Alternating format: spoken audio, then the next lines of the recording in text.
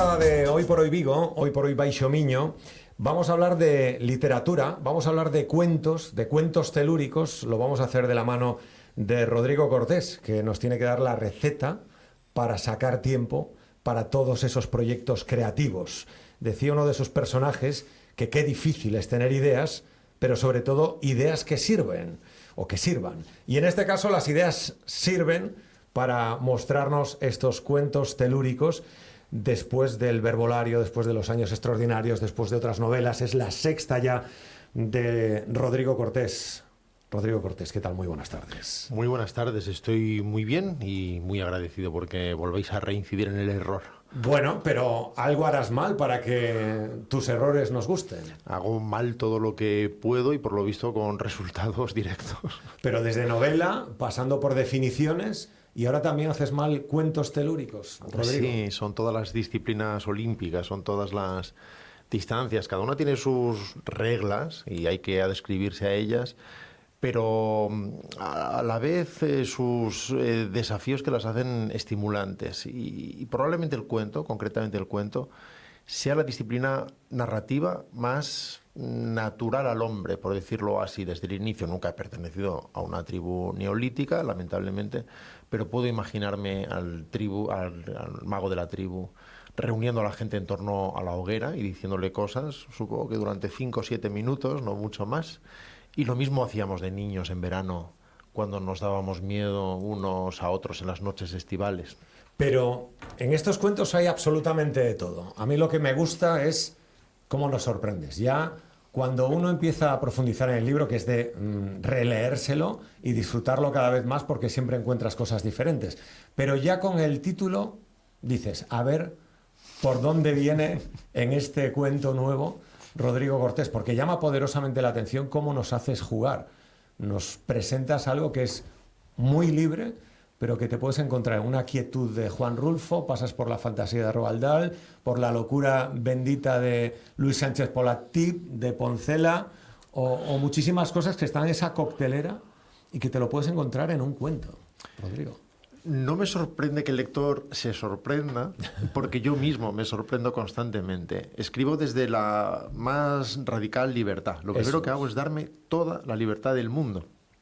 Y a veces ni siquiera tomo una decisión inicial de hacia dónde voy. Obviamente tengo una sensación de atmósfera sobre posibles personajes que van a cruzarse en nuestro camino o no, pero a veces si me siento demasiado cómodo me impongo un giro contraintuitivo para ver si soy capaz de sobrevivir a él, o me meto en las rumias de un personaje al que hago decir cosas que yo jamás diría o que son incluso opuestas a las que yo sostendría, pero acogiéndolas con toda deportividad y viendo a dónde me llevan. Así que es normal que el lector se mantenga alerta porque yo mismo lo estoy y lo que hago es plantear una especie de juego de toma y daca entre el lector y el texto. Pues que hay muchísimos juegos, ¿no? Cuando incluso, pues yo qué sé, en la fábula del arroz y el jugador de ajedrez, por ejemplo, que ya nos alertas de algo que es muy tuyo. La gramática que nos acerca a la verdad nos estorba en lo cotidiano. Eso lo dejas bien claro, ¿no? Pero nos haces jugar incluso y viajar e imaginarte. Yo por eso digo que tiene toques. Incluso yo encontré locuras geniales muy de Tom Sharp.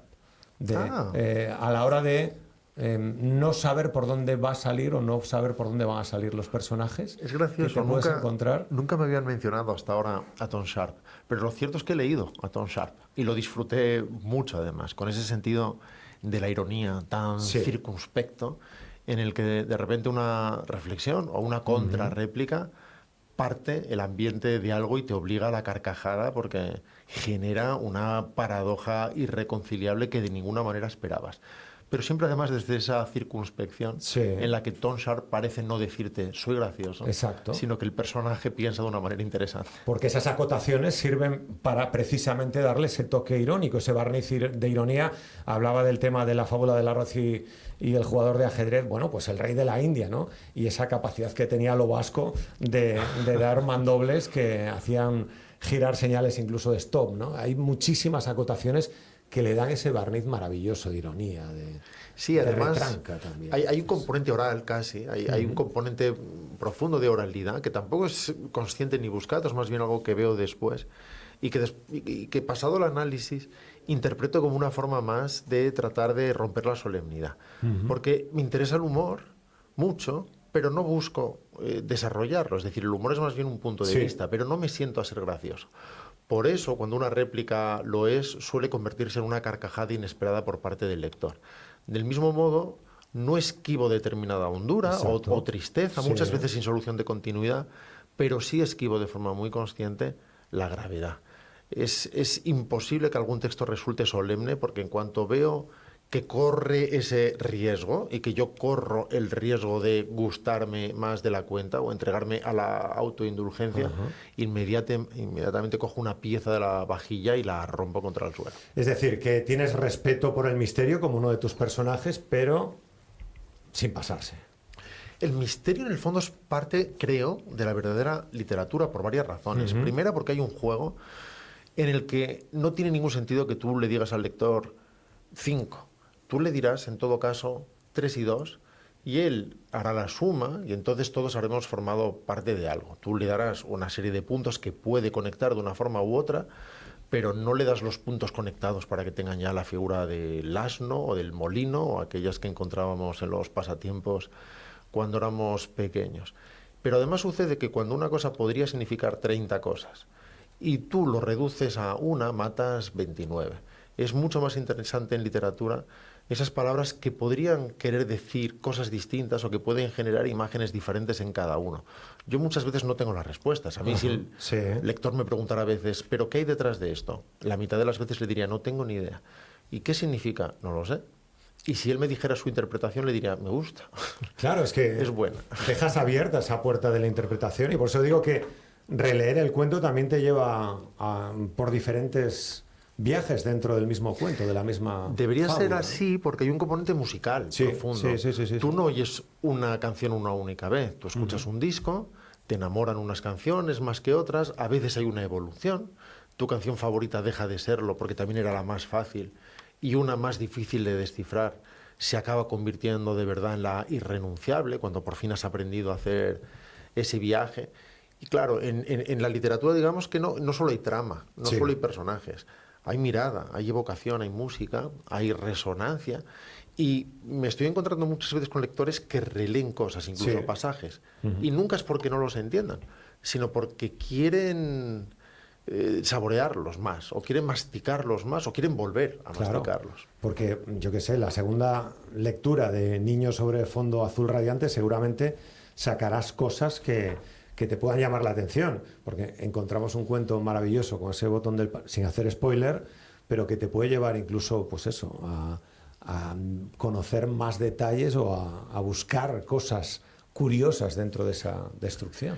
La ventaja de estos cuentos es que no se puede hacer spoiler. Es decir, se puede hacer todo lo que quieras. Más bien eso. Puedes hacer todo lo que quieras. Sucede como con Los años extraordinarios. Es como si alguien dice, llega el mar a Salamanca. Y alguien te puede decir, no hagas spoiler. Y digo, tranquilo. Estamos en época electoral, por promesa que no sea, que llegue el mar a Salamanca. Pasa en la página 12, es uno de los 5 milagros de esa página, no pasa nada. Pues lo mismo pasa con estos cuentos. Podrías contar lo que quisieras. Sí. Porque no desvelarías nada, porque nada se fundamenta en una sorpresa final que lo revela todo y que si te arruinan, acaban con la obra. Hay películas, hay obras que se fundamentan precisamente en ese mecanismo de sorpresa que cuando es el único sustento resulta banal y que ya no permiten ver otra vez eso, no permiten disfrutarlo porque ya sabes cómo va a acabar y el resto es banal. Pero tener miedo al spoiler es tener muy en poco la literatura, creo. Nada tiene sentido salvo que quieras dárselo tú. Esto es muy tuyo, Rodrigo. Bueno, eso es muy de un personaje, porque no trato de que encarnen mis opiniones ni convertirlos en marioneta. Algunas seguramente sí serán coincidentes, pero no pienso ni siquiera en eso. O es más, le puedo atribuir algo que yo podría decir a un fatuo y hacerlo sonar como la mayor banalidad del mundo. Tal vez porque dudo de su propia trascendencia a mí y me parece que probablemente sea también un comentario banal, o porque lo estoy usando para defender, o no para defender, para encarnar a alguien fatuo o a un estúpido. Y un estúpido no es que diga estupideces o no, sino que diga lo que diga, aunque esté parafraseando a un premio Nobel, va a ser estúpido. Muy cuidado el lenguaje, diferentes estilos, desde carta a muchísimas historias en primera persona. Ahí te apetecía jugar y el lenguaje te lo permite y tu capacidad o tu talento también, Rodrigo. Amo la palabra, aunque la otra mitad de mi oficio sea el cine, niego que una imagen valga más que 1000 palabras. Bueno, quizá una sí, pero otra no, otra valdrá 500 y a veces habrá que reunir 5 imágenes para que valgan lo que una palabra. Pero personalmente amo la palabra y amo el lenguaje. Y trato de estirarlo y comprimirlo a ver hasta dónde llega sin romperse. Y eso efectivamente es parte del viaje. Te decía lo de Luis Sánchez Polak, que yo soy un fan también de nuestro Groucho valenciano, cómo jugaba, por ejemplo, con aquellos santos varones, ¿no? Y el libro de los santos varones, pues por ejemplo, Marlon y la tormenta. Uno piensa en Marlon, que es capaz de hacer 5 voces con la del narrador 6, y también incluso cambiar la mirada y cambiar su actitud, muy cinéfilo. Yo supongo que ahí, bueno, pues hay esos toques de buscar y ser capaz de sorprendernos. 1, con esos personajes disparatados. 2, jugar con los nombres, desde Silla, Ángel, el mago Baldomero, que muy comercial no es, y todos los nombres con los que le gusta jugar, digo yo desde fuera, a Rodrigo Cortés. Sí, todo procede del hecho de que contra lo que podría parecer pienso mucho menos de lo que parece. Y acepto con mucha deportividad cualquier imagen o idea que se presenten de forma deportiva. Y lo considero, no diré que un reto, sino algo sobre lo que construir. Entonces, por ejemplo, en ese relato que mencionas, que se llama Gente Serpiente, y que probablemente es, además del más largo, casi una pequeña novela dentro del libro, el más aterrador, el más perturbador, el más inquietante. Sin embargo, cuando pienso en el primer personaje e imagino un apellido para él, lo primero que acude a mi cabeza es Silla. Y pienso para mí, ¿cómo que señor Silla? ¿Tú eres tonto? Pero también pienso, adelante. Vamos allá, a ver a dónde llegas. Están en una casa, pienso en un nombre, podría haber sido la mansión Velasco, pero en lo primero que pienso es en una memez como la casa House. Sí. Y pienso también, ¿tú eres tonto? Y después, adelante, vamos allá. Tenemos al señor Silla, la casa House. ¿Vas a conseguir ser terrorífico aún así? Antes de que me dé cuenta, una niña se llama Ángel, un cura se llama Consuelo, y el niño más aterrador de todos, que me aterra incluso a mí como autor, se llama sin embargo Loli. Y acepto todo eso y esa energía la empiezo a modelar para llegar a sitios que yo mismo no soy capaz de anticipar y por lo tanto me dan una oportunidad de que el lector tampoco. ¿Es fácil que te den tanta libertad como creador? Te lo pregunto. La libertad es posible en cualquier disciplina. En cine es más cara, es mucho más cara y te dejas muchos más pelos en la gatera. Por comparación, el mundo de la literatura es amable en ese sentido. Este libro, afortunadamente, y como una especie de antinorma de hackeo del sistema, porque en teoría los libros de cuentos no se venden demasiado, se está vendiendo muy bien. Pero si no se estuviera vendiendo muy bien, seguramente no tendría 16 pares de ojos clavados en mi nuca, como sucede en el cine. Y eso no te diré que te da más libertad, pero más calma para explorarla, porque la libertad tiene que ver sobre todo con la responsabilidad, tiene que ver con hacer las cosas de una manera, pero hacerte cargo de las consecuencias de hacerlas de esa manera. La mitad de las veces cuando alguien no crea con libertad es porque no acaba de atreverse. Como estamos, y ahí lo vemos en la pantalla, 90 aniversario de Radio Vigo. Felicidades. Sí, pues estaba aquí releyendo tu dedicatoria, que aparece Álvaro Cunqueiro, que Álvaro Cunqueiro también colaboró con esta casa, hacía sus espacios donde hablaba de todo, de naturaleza, de magia, de todo lo que envolvía también su figura. Álvaro Cunqueiro está presente. ¿Por qué te apetecía abrir con él, Rodrigo? Cunqueiro es una referencia ineludible. Somos lo que comemos. Uno no se sienta a ser nadie, desde luego, y el mundo de Cunqueiro es irrepetible. Pero hay algo que tiene Para empezar, en general, las plumas gallegas, que tienen una exuberancia muy difícil de justificar y en una fecundidad que no se da en otros lugares. ¿Por qué? No lo sé. Por la propia exuberancia del lugar, por su telurismo, ya que estamos hablando de esto, no tengo ni la más remota idea. Pero si piensas en Venceslao, en Cunqueiro, en la Pardo Bazán, en Valle, en fin, te encuentras algo que es difícil de explicar. Y en el caso de Cunqueiro, tiene que ver, por un lado, con esa prosa exquisita, con esa sintaxis fluida, fina y acuosa, en frases inacabables de una belleza extrema y de una claridad absoluta, que además unen lo imposible, lo mágico, con lo real, con absoluta naturalidad, como si no hubiera ninguna diferencia.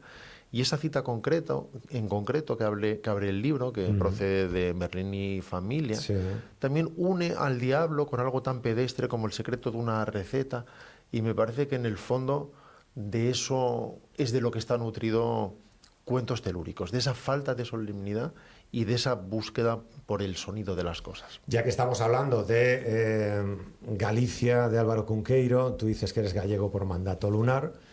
Te quiero preguntar si tengo pruebas. Claro, si los gallegos ya tenemos morriña en el portal y dices, e incluso antes de entrar en el ascensor, quería preguntarte en qué punto estás tú, portal, ascensor o al acabar una serie. Con respecto a la morriña, soy poco morriñoso. Me siento muy gallego en muchas cosas. En mi forma de esquivar tus preguntas, por ejemplo, esa sería una...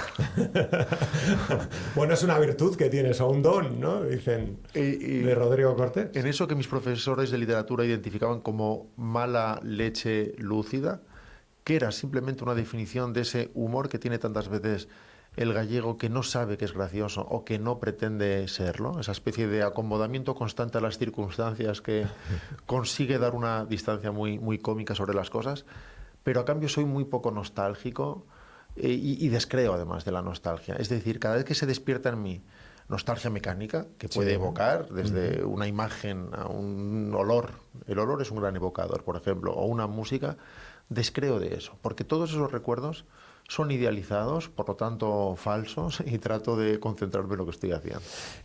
No quería terminar sin preguntarte por 31 de octubre, Escape, ya que tenemos aquí el privilegio de tener con nosotros a un director de cine, con esa colaboración con tu idealizado Martin Scorsese, pues no sé, Escape, 31 de octubre, y está ahí a la vuelta de la esquina. ¿Qué hace un director los meses antes de estrenar una película que ha levantado tanta expectación en nuestro país? La ventaja con Scorsese es que... Es para meterte un poco de presión, así. Lo sé, ya la he sentido en el cuello, gracias. Digo que la ventaja con Scorsese es que lo puedes idealizar lo que quieras porque está a la altura de la fantasía. Efectivamente llegará el 31 de octubre en otoño, después de haber nacido probablemente en algún festival que anunciaremos pronto y construir desde ahí. Y por adelantar algo, y a la vez por adelantar lo menos posible, diré que es algo así como La fuga de Alcatraz al revés, o Papillón al revés, o El conde de Montecristo al revés, porque es la historia de alguien dispuesto a hacer lo que sea para entrar en la cárcel. ¡Guau! Pues mira, ya nos dejas ahí ese titular, 31 de octubre, Escape, y antes Cuentos Telúricos, Rodrigo Cortés, que ha estado en Vigo presentando este libro de Random House, que por cierto, hablábamos la semana pasada, en el número 8 de Vigo Street, en Londres, en 1935, ahí empezaba Penguin Books, y empezaba el libro de bolsillo. Lo comentábamos con Eduardo Royan, nuestro historiador de cabecera, y mira, en el 8 de Vigo Street. 40 metros de calle nos dieron a Vigo después de la batalla de Rande. ¿Qué te parece? Y no os quejéis. No. Bueno, nosotros le hemos dado un callejón a Londres. No está mal, empate. Para compensar. Lo vamos a considerar empate, pero me parece una serendipia maravillosa que procuraré repetir todas las veces que pueda. Rodrigo Cortés, muchísimas gracias por estar con nosotros y por presentarnos tus cuentos telúricos. Muchísimas gracias. Gracias a vosotros. Vamos a hacer un alto, enseguida volvemos.